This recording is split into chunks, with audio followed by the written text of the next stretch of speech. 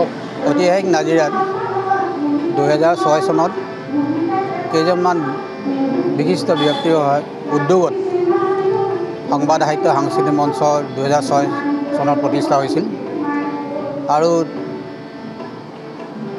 সেই প্ৰতিষ্ঠা দিৱস গঠন হোৱাৰ মূল ভূমিকা গ্ৰহণ কৰিছিল শিক্ষাবিদ বীৰেণ শৰ্মাদেৱ আৰু মথুৰা শৰ্মাদেৱ। গতিকে তেখেতসকলৰ প্ৰচেষ্টাত আজি 18টা বছৰ অতিক্ৰম কৰিছে সংবাদ সাহিত্য সাংস্কৃতিক মঞ্চ। আৰু এই আজি বিশেষকৈ জ্যেষ্ঠ নাগৰিক সন্মিলনৰ কাৰ্যালয়ত অনুষ্ঠিত কৰাৰ বাবে আৰু ইয়াত দেখিছোঁ বহুতো জ্যেষ্ঠ নাগৰিকসকল উপস্থিত হৈছে। তেখেতসকলৰ পৰামৰ্শই আমাক যথেষ্ট উৎসাহিত কৰিছে আৰু আশা ৰাখিছোঁ যে আমাৰ সংবাদ সাহিত্য সাংস্কৃতিক মঞ্চ আৰু বহুলৈ আগলৈ আগবাঢ়ি যাব। গতিকে আজি সংবাদ সাহিত্য সাংস্কৃতিক মঞ্চৰ অষ্টাদশ প্ৰতিষ্ঠা দিৱস।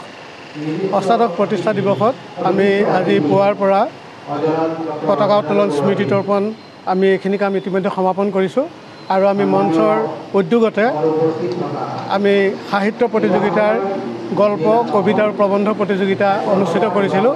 আজি তাৰ পুৰস্কাৰসমূহ বিতৰণ কৰা হ'ব আৰু ইতিমধ্যে আমাৰ সভাখন চলি আছে।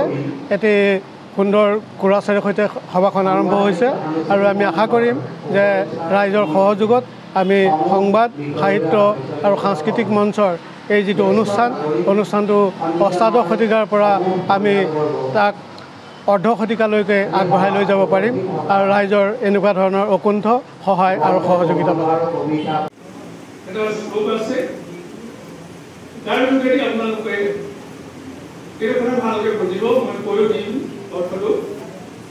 সাহিত্য সংগীত কলাবিহীন সাক্ষাৎ পশুপুষ্প বিশালহীন তৃণন্ন খাদবি জীবস্মান তদ্ভাগভেয়ম পরমং প্রসূন।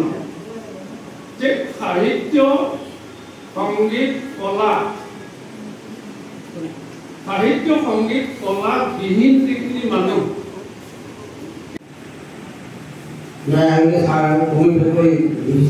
ব্যক্তিসকলৰ প্ৰচেষ্টাত আজি 18টা বছৰ গতিকে মই এই সভালৈ আজি উপস্থিত হোৱা সকলোকে স্বাগতম জনাইছোঁ।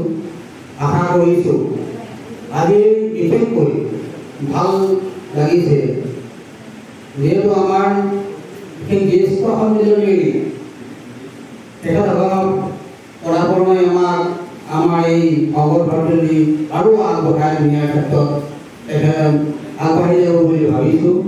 গতিকে মই আদৰণি ভাষণত